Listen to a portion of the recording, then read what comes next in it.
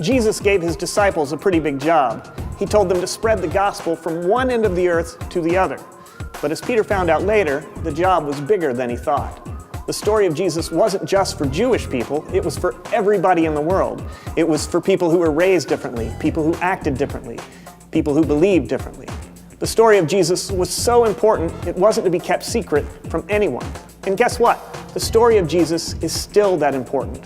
God sent Jesus to die for all the sins in all the world, and 3 days later, God raised Jesus from the dead. That's something we shouldn't keep to ourselves. We should want everyone to know that God loves us that much.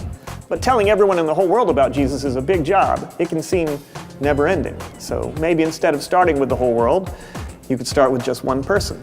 Tell your best friend about Jesus, or a neighbor, or your younger brother or sister. Or if you're worried you won't have the right words to say, try showing people God's love by being kind and treating them the way you want to be treated. It's a big job, bigger than you think, and I mean we're talking about the whole world here. But if we all keep going, loving each other one at a time, it doesn't have to be impossible. The one thing to remember today is this: keep going, even when the job is bigger than you think. Letting people know how much God loves them is an important job, and it's one we should never give up on. And I suppose I shouldn't give up on this maze just yet. I've made it this far.